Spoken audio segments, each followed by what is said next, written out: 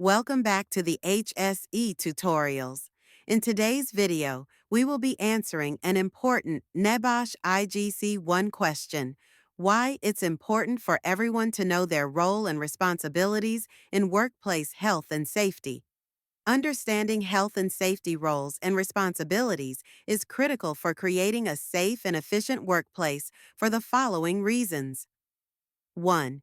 It helps everyone know exactly what is expected of them, making sure they carry out their legal duties properly and contribute to overall safety.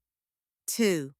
When roles are clearly defined, it promotes a strong safety culture. This means people are more likely to take responsibility, follow procedures, and help reduce risks. 3. It also shows that senior management is committed to health and safety. When managers assign responsibilities and provide leadership, it sets a positive example for everyone. 4. Clear responsibilities allow for better planning and sharing of safety tasks, so nothing is missed or left unclear. 5. It also makes it easier to identify training needs, especially for specific roles like first aiders, fire marshals, or safety representatives.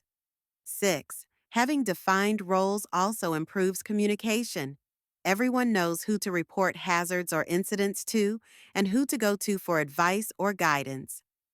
7.